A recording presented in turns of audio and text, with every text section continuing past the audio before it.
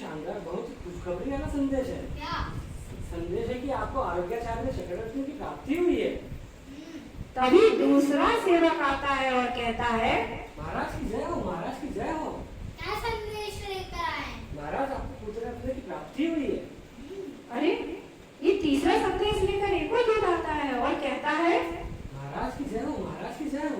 आपके समाचार लेकर आए? महाराज, मेरे समाचार सुनकर आपके कान पवित्र हो जाएंगे। ऐसा क्या समाचार है? महाराज, आपके मुनि महाराज पिता आदिनाथ मुनि महाराज को केवल ज्ञान की प्राप्ति हुई है। महाराज अपने स्थान पर खड़े होकर प्रणाम करते हैं। नमो। रोज तो आदिन आता है।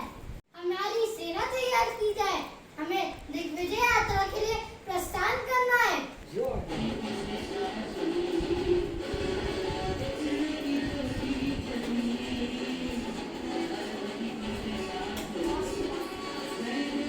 नगर में राजाओं के पास जाकर बोलते हैं, युद्ध लड़ो या स्वाधीनता स्वीकार करो। बोलते हुए सेना लगातार आगे बढ़ती जा रही है।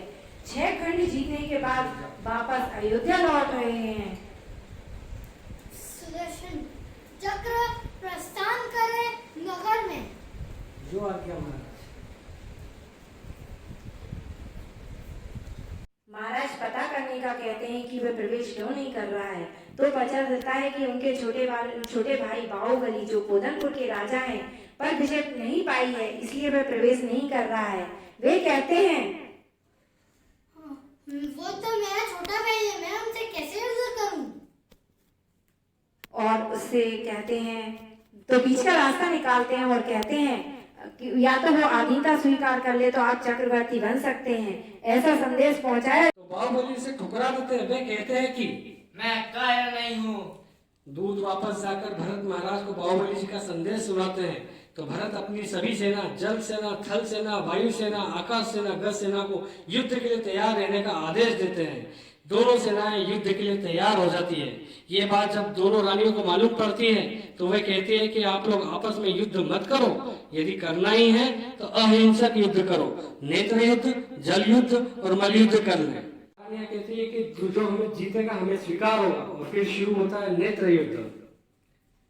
भरत इसमें हार जाते हैं। फिर इसके बाद शुरू होता है जल युद्ध। अब जल युद्ध शुरू होता है। जल युद्ध में भी भरत हार जाते हैं और वे कहते हैं कि अभी मल्ल युद्ध बाकी है। और अब मल्ल युद्ध शुरू होता है। मल्ल युद्ध में भी भरत हार जाते हैं। भरत क्रोधित होकर चक्ररत्न से कहते हैं, जाओ चक्ररत्न, बाहुबली का सर धड़ से अलग कर दो। जो आज्ञा महाराज। घूमते हुए वापस आ जाता है। बाहुबली के मन में आता है कि ये मैं क्या कर रहा था? मैं अपने बड़े भैया से किस चीज के लिए युद्ध कर रहा था? राजपाट, धन संपत्ति, ये मैं अभी हाल त्याग कर देता हूँ।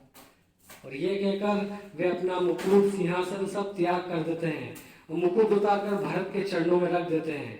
भरत जी उन्हें रोकने का बहुत प्रयत्न करते हैं लेकिन वे नहीं रोकते। बाहुबली अपने दोनों पैरों पर खड़े हो जाते हैं। उनके मन में भाव आता है कि ये तो मेरे भाई की जगह है। वे पंजे पर खड़े हो जाते हैं, फिर भी इनमें शल्य उनके मन में रहता है। फिर अंगूठे के बल खड़े हो जाते हैं। उनके पूरे शरीर पर बेल चढ़ जाती है, फिर भी कल्याण नहीं होगा। तब भरत जी आकर उनसे कहते हैं, भैया आप अपने मन से ये शल्य हटा दीजिए।